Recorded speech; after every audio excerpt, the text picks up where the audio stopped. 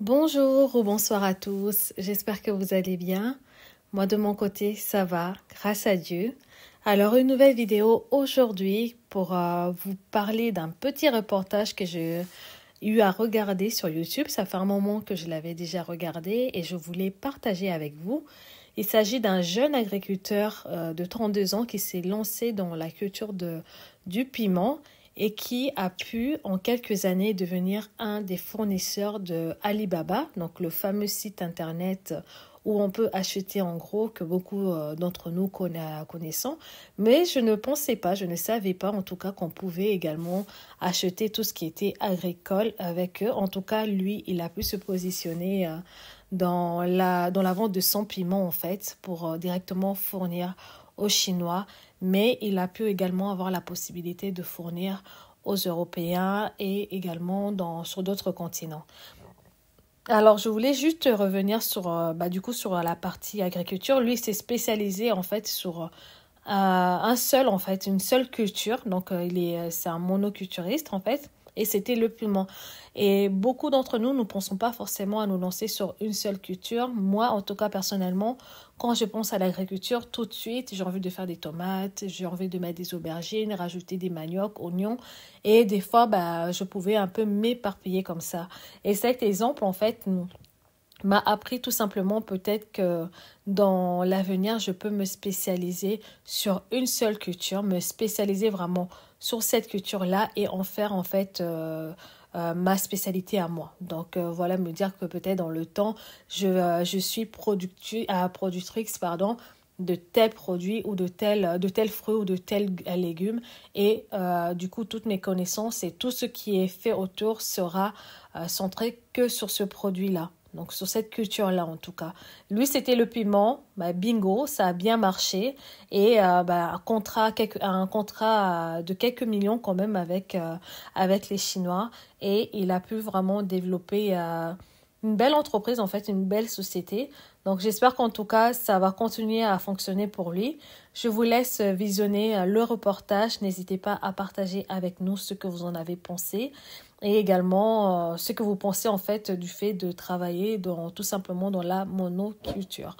Je vous souhaite un bon reportage et je vous dis un bon visionnage et je vous dis à bientôt pour une nouvelle vidéo. Portez-vous bien et à bientôt. Au revoir.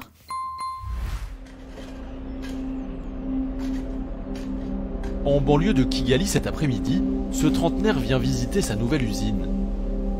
Deux immenses entrepôts qu'il vient d'acquérir. Ici, au fond, on va mettre des chambres froides. On va stocker nos matières premières brutes. À côté, on va mettre les piments frais après triage.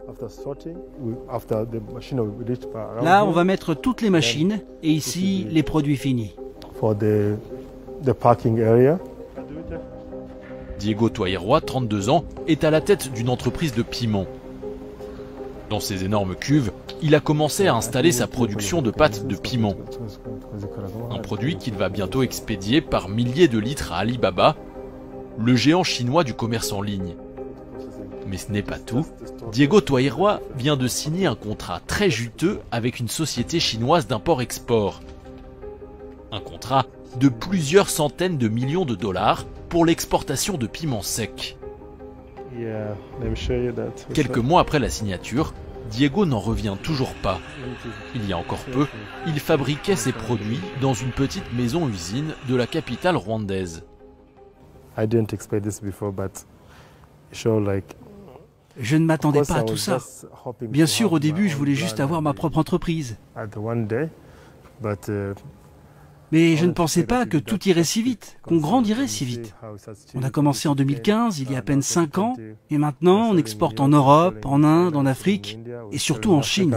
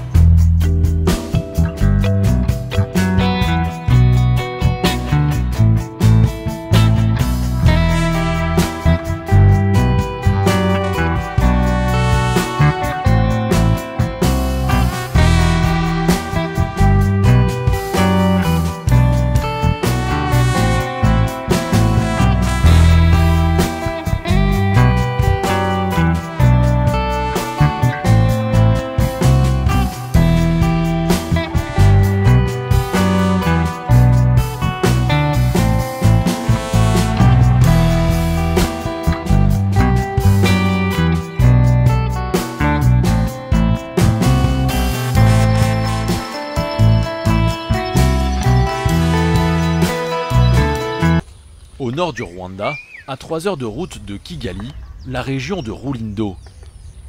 À perte de vue, les collines verdoyantes qui font la renommée du pays.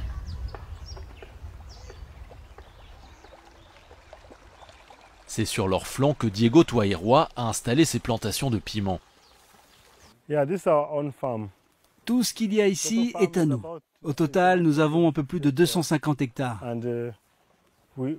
Dans la plupart des champs, les piments sont prêts à être récoltés. Ce matin, il rend visite à ses ouvriers agricoles. Ici, l'entrepreneur a planté 250 hectares de piments rouges de variété Teja. Un piment qu'il expédie par milliers de tonnes en Chine. Cette variété, au goût relevé et épicé mais pas trop piquant, a conquis de nombreux consommateurs à travers le monde. La demande, en constante augmentation, a poussé le jeune Rwandais à se lancer il y a 5 ans dans sa culture. Le Teja, une variété de piment qui ne se cultiverait selon lui nulle part ailleurs en Afrique. On a fait des études de marché sur cette variété de piment. On a vu qu'elle était particulièrement appréciée en Asie, et pas seulement en Chine. Il y a une demande en Inde, au Pakistan aussi. Dans le monde entier, c'est cette variété qui a la cote en ce moment. Le marché pour le piment Teja est énorme, bien plus que pour les autres variétés. Il y a encore quelques années, le piment était peu cultivé au Rwanda. Pourtant, le pays dispose de nombreux atouts pour la culture de cet or rouge, notamment une météo pluvieuse et un climat tempéré qui lui permet de faire plusieurs récoltes par an. Un argument qui a convaincu le client chinois d'acheter ce piment rwandais. Jusque-là, il se fournissait exclusivement en Inde, l'un des premiers producteurs au monde.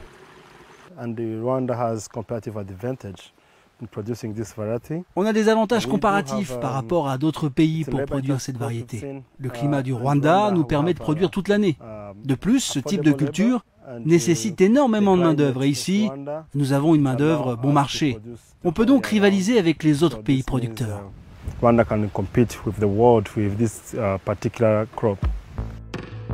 Grâce à ses 255 hectares de plantation, il a récolté 1300 tonnes de piments l'année passée.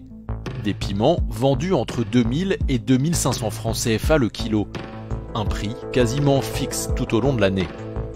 Il n'y a pas de grande variation de prix suivant les saisons. Avant la saison, le prix est fixé avec nos clients. On sait aussi la quantité qu'on va leur vendre. Ça fait que notre business est stable. Grâce à ces prix fixes, on peut facilement faire des projections et des business plans. La quasi-intégralité de sa production est exportée vers la Chine. Au total, il doit fournir à son client chinois entre 10 000 et 50 000 tonnes de piments chaque année pour un montant qui peut aller jusqu'à 100 millions de dollars.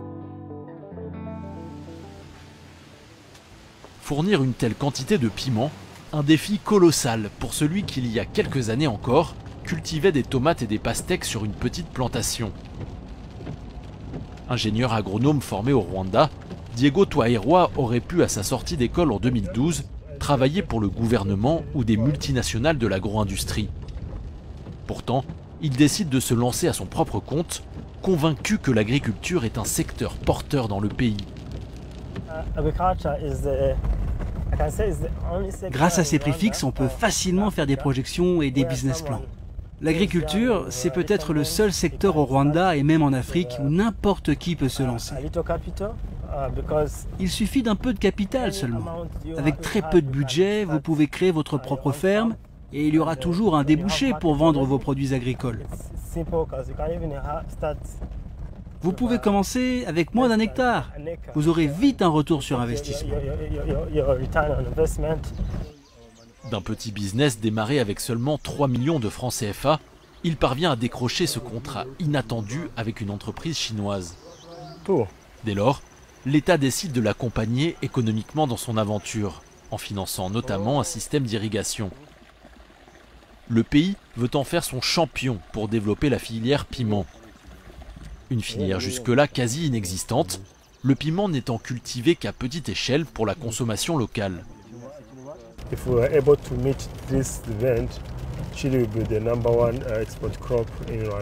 Si on parvient à satisfaire la demande de notre client chinois, le piment deviendra la première culture d'exportation au Rwanda. Ce serait bon pour le pays. On connaît le Rwanda pour son café et pour son thé, mais il faut des alternatives à ces deux cultures.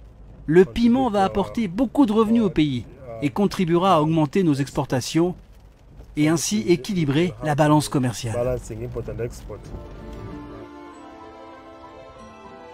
Selon Diego, son piment pourrait amener de l'emploi au pays, mais aussi des devises importantes, à l'instar de deux autres cultures, le thé et le café. À elles seules, en 2019, elles ont généré près de 160 millions de dollars en recettes d'exportation. Mais pour cela, il a un premier défi, remplir ses objectifs de commande. Direction Kigali, la capitale du pays. C'est dans son usine flambant neuf que Diego Twairwa stocke ses milliers de tonnes de piment rouge. Du piment qui sera envoyé vers la Chine. Ces piments, au préalable séchés pendant 3 jours puis triés dans les villages, vont être traités à nouveau. Chaque jour, des centaines de kilos de piments passent entre les mains expertes de ces trieurs. Les piments en mauvais état ou pourris sont jetés. Une étape longue et fastidieuse qui pourtant est très importante. En Chine, une partie de ces piments sera broyée pour être consommée comme épice, l'autre utilisée pour la médecine traditionnelle. Le client exige donc des produits avec 0 défaut.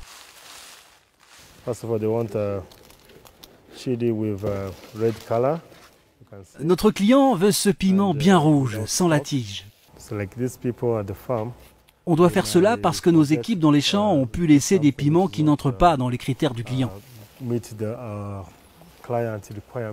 Comme on a un très gros contrat avec lui, on doit s'assurer que la qualité qu'on lui envoie répond bien à ses attentes pour ne surtout pas le décevoir. S'il ne veut pas décevoir le client, c'est surtout que Diego a la pression. Car l'année passée, l'entrepreneur n'a expédié que 3000 tonnes de piment en Chine. Un volume bien loin des 10 000 tonnes minimum qu'il est censé envoyer chaque année pendant 5 ans. La raison ? Une production fortement ralentie par la pandémie de coronavirus. En effet, en 2020, un confinement strict a freiné les agriculteurs dans leur travail.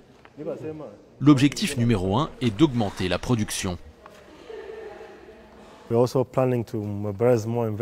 On a pour objectif de mobiliser plus d'investisseurs pour avoir des financements et ainsi étendre nos plantations jusqu'à 2000 hectares pour être capable d'honorer nos commandes. Pour arriver à ces 2000 hectares, j'ai besoin au moins de 2 millions de dollars. Malgré quelques pistes, difficile de trouver des investisseurs prêts à mettre de l'argent sur la table dans un contexte économique et sanitaire mondial peu rassurant.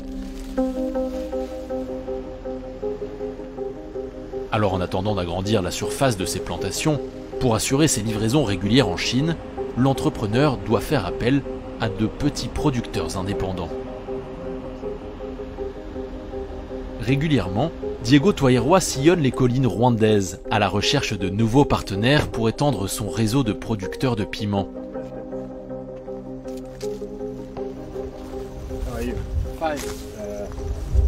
Ce matin, l'entrepreneur a rendez-vous avec Viateur, le président d'une coopérative de planteurs de 14 hectares. Cet homme fait partie des 1000 producteurs de piments avec lesquels Diego travaille dans le nord du Rwanda. Des agriculteurs qui, il l'espère, vont lui permettre de fournir suffisamment de piments à son client chinois. Pour la première année de collaboration, il leur a acheté près de 2000 tonnes. L'année prochaine, il table sur 5000 tonnes.